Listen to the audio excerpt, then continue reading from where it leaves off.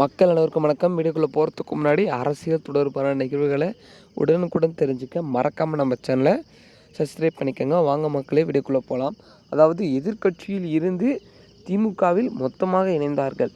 அதாவது இப்பொழுது ஒரு சில மாதங்களாக பார்த்திங்கன்னா எதிர்க்கட்சியிலிருந்து அனைவருமே பார்த்திங்கன்னா திமுகவுக்கு இணைகிறார்கள் அப்படின்ற தகவலை தான் கசிந்து கொண்டிருக்கிறது.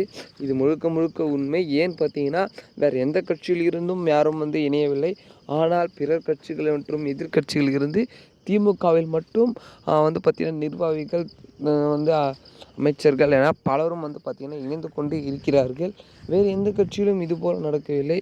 ஆனால் இதில் மட்டுமே இந்த மாதிரியான சம்பவங்கள் நடக்கிறது.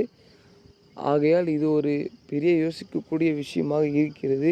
ஏன் பார்த்திங்கன்னா திமுகவில் மட்டும்தாங்க பார்த்திங்கன்னா இவங்க அனைவரும் இணைகிறார்கள். பிறர் கட்சியில் யாரும் இணையவில்லை.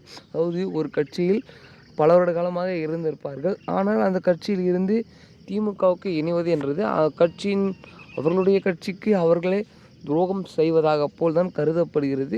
இருந்தாலும் கூட வருகிற 2026 சட்டமன்ற தேர்தலை எதிர்கொள்கிறதுக்கு திமுக ஸ்ட்ராங்காக இருக்கணும் அப்படின்னு பார்த்திங்கன்னா திமுக அனைத்து தொகுதிகளிலும் இருக்கும் அமைச்சர்கள் மற்றும் முக்கிய புள்ளிகளை பார்த்திங்கன்னா கையில் வைத்து கொள்கிறது.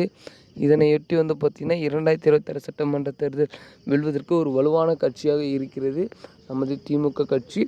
ஆகையால் இவர்களை எதிர்கொள்கிறதுக்கு ரொம்ப அதிகமான ஒரு மக்களாகிய நீங்கள் யாருக்கு ஆதரவளிப்பீர்கள் என்று மறக்காமல் கீழே கமெண்ட் பண்ணுங்கள். ஏன்னா வருகிற 2026 சட்டமன்ற தேர்தலில் அடுத்த முதலமைச்சர் வேட்பாளர் பதவிக்கு பார்த்திங்கன்னா நிறைய கட்சிகள் இருக்கிறது. இருந்தாலும் சரி, இதற்கு பார்த்திங்கன்னா புதிய கட்சிகள் இப்பொழுது ஆரம்பித்து கொண்டிருக்கிறது. அதில் முக்கியமாக தாவேக கட்சி உங்கள் அனைவருக்கும் தெரியும். அக்கட்சியின் பொதுச் செயலாளரான விஜய் அவர்களை நீங்கள் ஜெயிக்க வைப்பீர்களா, வைக்க மாட்டீர்களா? அப்படி இல்லை மீண்டும் அதிமுக ஆட்சியை பிடிக்குமா, இல்லை திமுக ஆட்சியை பிடிக்குமா? ஏன்னா கூட்டணி என்று மிக பலமாக வருகிறது கட்சிகள். ஆகையால் இப்பொழுது எந்த கட்சி ஜெயிக்கும் என்று யாராலையும் கருத்து கணிப்பாக சொல்லவும் முடியவில்லை. ஏனென்று பார்த்திங்கன்னா இதற்கு முன்னதாக திமுக என அதிமுக என இரு கட்சிகள் தான் அதிகமாக பேசப்பட்டது. இப்பொழுது தாவேக என கட்சி மிகவும் ஒரு நெருக்கடியை கொடுத்து கொண்டு இருக்கிறது தமிழகத்துக்கே அப்படின்னு சொல்லலாம். ஏன்னா அவர்களுக்கும் ஆதரவு பெருகி கொண்டே போயிருக்கிறது. பொறுத்திருந்து பார்க்கலாம் மக்களே என்ன நடக்கிறது என்று. இந்த அரசியல் களம் ஒரு மிகப்பெரிய களமாக தான் இருக்கிறது தமிழகத்தில். மறக்காமல் நம்ம வீடியோவில் சப்ஸ்கிரைப் பண்ணிக்கோங்க.